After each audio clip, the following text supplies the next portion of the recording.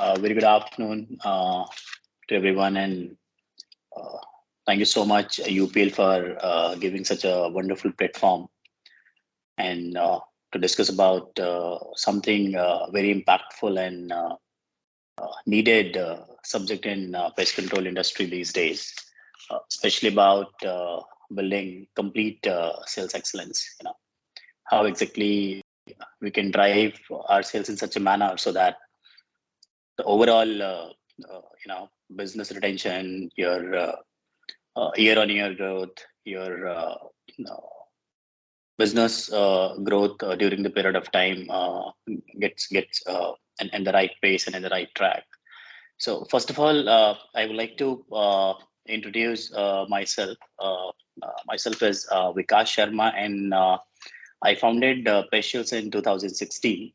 And since then, we have grown up considerably with a good ratio on YOY basis. And so far, we run the business across nation with some round of 20 plus offices and around team of 300 plus people. What defines we entrepreneurs as a role model, about building a business in this competitive environment is like how we think, how we, understand the overall market, how we train our people, which is on development of and catering of a larger business scale. So some entrepreneurs have some traits. It's an inbuilt trait, you can say, like complete ownership, being very highly competent about business. Just it's not about just bringing the sales and numbers to the organization.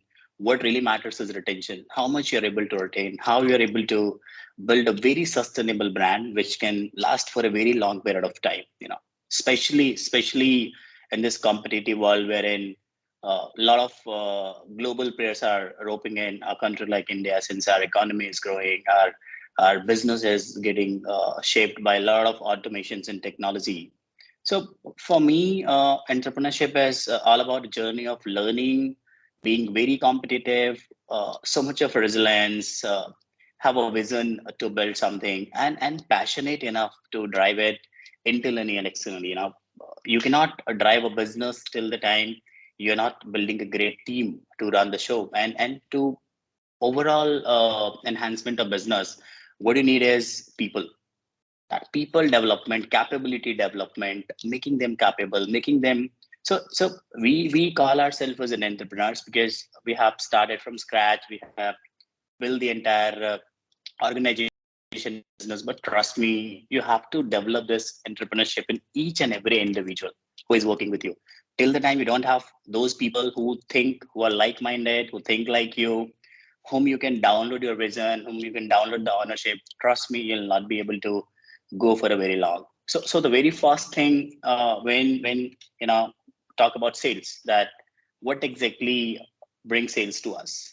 This starts with the branding. You need to understand what your brand is, how exactly you want your brand to be portrayed in market, and how people should think about it.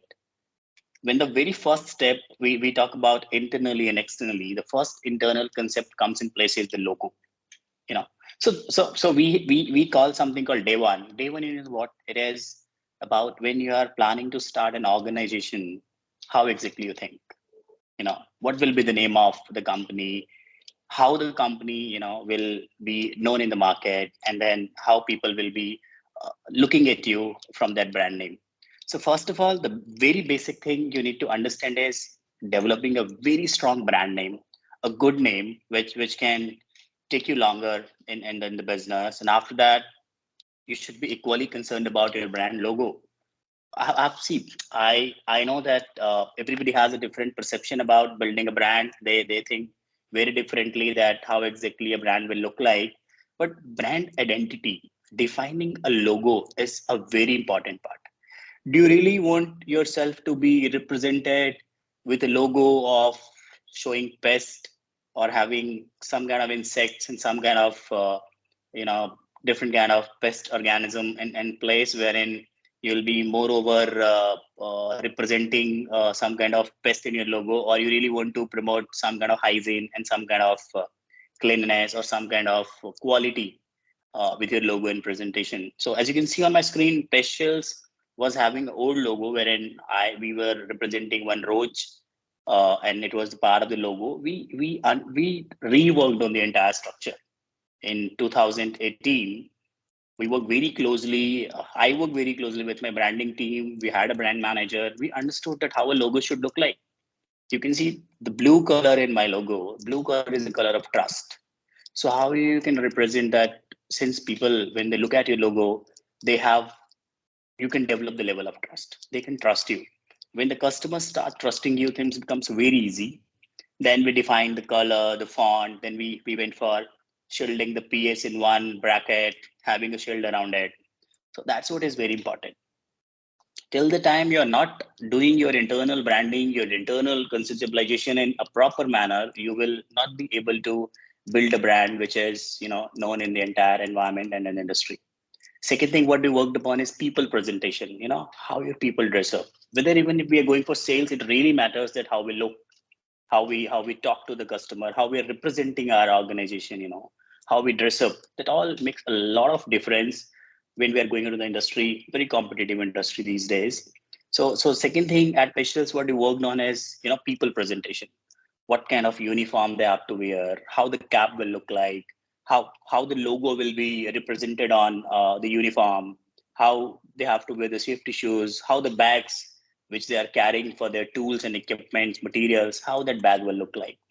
So we structure everything in a very nice manner. And before pitching the deck to the market, we ensure that there's all tools, all presentations, because whenever we are converting a lead, a sales, we are getting the agreement signed, and when we go for delivering the services, it always makes an impact. People perceive you with your presentation, that how you look, how you react, how you talk. So building that culture is very important to driving the sales. If we are not able to build that kind of a structure, that kind of a brand statement with our internal people, with our internal organization, then it becomes very tough for us to score in the market. Going forward, whenever we are entering into a business, we should be very much concerned about the opportunities, some kind of threat, some kind of weaknesses and strength. So strength and weakness, these are the internal factors. This defines that what are the core which is good for us, what are the weaknesses wherein we need to work upon if we really want to succeed in the market. At the similar time, we have to consider two external factors. One is the opportunities and another one is the threat. So what is the opportunity there in the market which we need to grab, which is already available, wherein customers are good at it or our competitors are good at it. So we really need to look at it. Second thing is about threat. If we are growing, if we'll be becoming big, what are the external threat will come on us? So as far as I understand pest control industry, we majorly talk about manpower, machinery, and material, which are like we call it 3M, and these are something accessible with everybody. Now, what is there which can help you to monopolize your business? How you can bring the monopoly to your business? How you can differentiate yourself from rest of the competitors in the markets? That makes the difference. That is the key factor in nowadays business. For example, what we did at Pest Shells, we truly understood that pesticides are readily available materials. If you want to buy any materials and tools in the market, it is available. If you want to go for manpower, you can bring good people, you can hire great people in the organization. These are the tools which is accessible to everybody, to your competitors, to people. Now what is next which can really help you to stand apart and very kind of exclusive in the market? We bring the automation. Now what is automation? Is it the similar kind of a predefined checklists and formats which has been used by all the people in the market, which is a kind of CRM, one company is selling it to 100 of people? No, we developed something internally. We understood the aspects of customization, how to customize those service reports, how to customize those audit reports, how to customize those trend reports, and then we came up with very decent kind of formats wherein we were upselling it to the customer. this becomes a very strong tool for us in terms of sales. Normally, when you go to sales, what you can debate on, you can talk about being excellent in services. You can show some videos and presentations to the customers. You can talk about some great chemicals and pesticides, which can be used during delivering the services. Or maybe you can talk about your commercials, like a cutthroat commercials, getting at the bottom line of the commercial. These are the basic tools most of the salespeople use in the market. But see, that is available with everyone. Every single individual, competitor, organization can play around these factors. Now, what will stand you apart in them? We came up with this customization. When I went to meet some of my customers, I told them that, boss, I will be able to define an audit mechanism for you, wherein we will be differentiating your different sections of the building. We will be mapping it with some scoring factor, and then we'll be going to give you a complete audit report, wherein we'll be having some kind of scoring factor attached to it. Customer, when we did it for 5-10 stores across north market, they liked it so much because that was giving them a complete visibility about the structure, their building, their standards, their upkeeping, and the health of the entire building in terms of pest management, cleanliness, and hygiene. They converted from 6 outlets to 100 outlets to us within a period of 3 months. So that is a kind of sales. Some sales are like direct sales, some sales are like indirect sales. So it's a kind of indirect selling for me. And now, since those tech is there, those audit data, information, those kind of knowledge, it's there. My customer is bounded to work with me. Holding the customer, looking for sustainable growth is very important these days. You can bring a lot of business to your organization, but are you really able to hold those businesses with you? At Pest Shields, what we work on, our retention is more than 99% since day one. We have been always keeping our businesses attached to us. We have never worried about getting into renewal of agreements, losing the contracts, or getting into a very competitive prices. No, we don't encourage that at all. Rather, we look for improvements, we look for enhancements, we look for automation, we look for customization. That is the key factor these days, today or tomorrow. See, it's a reality. Global players are already working on it. I have seen a couple of formats of global players across the world. But what we can do at India, the size of business, the kind of people we have, the kind of knowledge our people possess, trust me, we can go global. One day you'll see Indian companies ruling the world. Already we have great leaders in place, and with such kind of approach towards getting completely digital, with a very competitive and very informative, knowledge to the customer, will help us to win the competition. And that's what we are doing at Pest Shields. That's what we believe in. That how exactly we can build it. Further, a couple of entrepreneurs, founders, directors who heads the organizations or who found some kind of organization, they feel like going big on day one. That okay, I started, I'll go big. I'll have multiple offices. I'll hire multiple people. I'll go for multiple team members. Don't do that. Don't go in rush. To make any sustainable good company, just have this in your mind. You will take at least 10 years if you really want this to be sustainable. We are not in business of tech, wherein we'll be growing multifold overnight. No, we are into a service segment. We have to consider a couple of factors. Start small. Look for area. Like if you are from Mumbai and if you want to work in Mumbai, rather than covering entire Mumbai in one go, focus on one particular area. For example, Thane. Try to understand. Do SWOT analysis there in Thane market. See who are the best at the services, what they does, what team size they have, what people they have, what material they have, what tools they have, what kind of overall business size is there. Such type of R&D is very important. If you are not doing such kind of research on this basic tools, then it is a problem. You cannot go one on day one on a very larger side. You need to understand this. Start small, win the race, make a good team. Dominate a business in a smaller market is better than not dominating it anywhere. Concise your audience, make a data, work around it, have your pitch prepared as per the like and as per the need of the people of that particular area.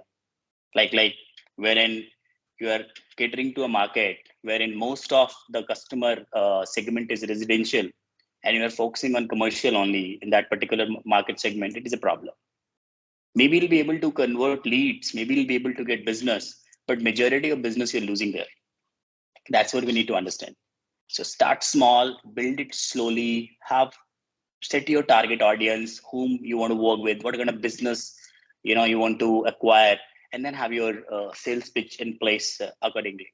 Now, when we talk about when what we thought at Pest Shields, that okay, let's build a team, let's build a brand, let's build everything.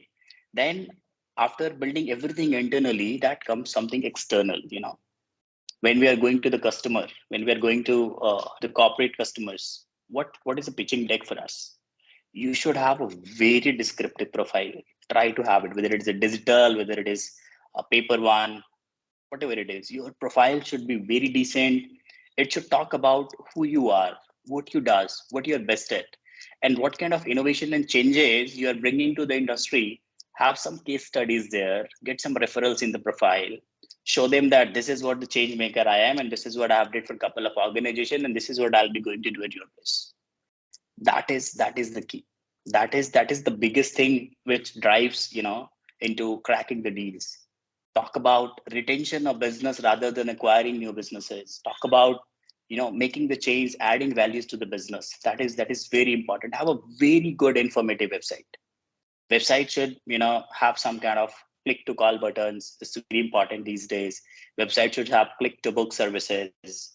Put some kind of AI in place wherein some chatbot is integrated. People can talk to you if they are finding any kind of difficulty, if they are looking for some more amount of knowledge and information from you. Define your service offering. Like couple of our competitors who have did great in the business, they have defined their service offering very clearly. So that is very important. You should have your service offering very much defined, that okay, this is what I provide, this is what I charge, this is how the calculations look like. Those numbers should be defined, those calculation metrics should be defined. What happened with small organizations, when we are doing upselling directly, we are knowing the business, but when we download it to people, when we download it to sales team, people down the line, are we transferring the similar kind of knowledge to them? Are we making them that much informed and capable the way we are? If we are not giving and transferring similar kind of knowledge to the people down the line who will be going to execute business on behalf of us, trust me, that will end up as a failure in sales. Will not be, your conversion will get very less. So to have a great conversion, you have to download complete informations. You have some checklist, some kind of calculation matrix, service offering, very defined from day one. Just focus on that, because without that, it is not possible to get into any kind of larger sales conversion. Now something comes is like, what is the key aspects which really helps you out to bring in the business? For example, you got a sales pitch done, you converted the lead, you signed the SLA with the customer, you started the services with them. Now what is next? The next is about maintaining the services. Trust me, every satisfied customer in his life cycle will bring you 100 of customers. It's word of mouth business, and that is the strongest source of sales. So far at Pest Shields, we have a team of 300 people, more than 300 people. I don't have even a single salesperson in place. Rather, we have brand managers. Rather, I'll say every 300 individual who is working with us are salespeople for us. We have got a couple of businesses wherein people have called us that, hi, Pest Shields, we have seen your people working at this outlet. They were so groomed. They were so, trained and, equipped with the equipments. We would love to have your business. We keep getting such kind of lot of leads and a lot of queries and connects from people. So I always consider, and I tell it to my people down the line, that boss, we are not having a sales team. Rather, every single individual in Pest Shields is a salesperson. Every person can bring business. And the time you will have that sense develop within an organization wherein everybody can bring some business to you, trust me, you'll win the race. You don't need to define a special Salesforce team for it who will be going to crack deals for you. It doesn't happen. It doesn't work at all. what happens, what work is your brand, your culture, your sustainable approach, your people, their presentation, and as well as the deliverables of your services. How quick you are makes the difference. We are in the world wherein we are working on response rate of nanoseconds, and then still I've seen people working on an ETA of 24 hours, 48 hours. It's too slow. Just optimize your speed of work. Get in the speed, go rapid, try to reach your customers at earliest possible whenever they are in need of you. Whenever there is a call out, a sighting has happened, a kind of call out has been generated, try to cater it at earliest possible. Give attention to every single customer as much as you can. That will always help you to win. So for me at Pest Shields, what I believe in, go digital, build a great team, make every single individual capable of doing sales. And if you really want to drive sales, just try to build happy customers. Happy customer can bring everything to you. You really don't need to waste your money and Google AdWords and any kind of digital platform. Be digital, be available there, do some promotions. But the major chunk of business in our industry comes from referrals. Just be very sure about it. Whether you're doing B2B, whether you're doing B2C, whatever kind of business you're doing, your major business, your major support will come from it. So try to have the culture in place, think differently, look for a sustainable approach, have a mindset of going global, go digital, and then build everything around it. Look for customization, you know, create a kind of monopoly in a smaller market, dominate it, and then to go big. So that is what I think as an entrepreneur, and that's how we, work at Pest Shields with our entire team members, and that's how the kind of culture and communication we flow within the organization. Thank you so much. Thank you again, Upil, for this wonderful opportunity, and thank you so much, everyone, for being a part of this discussion. Thanks a lot. Have a great day. Thank you.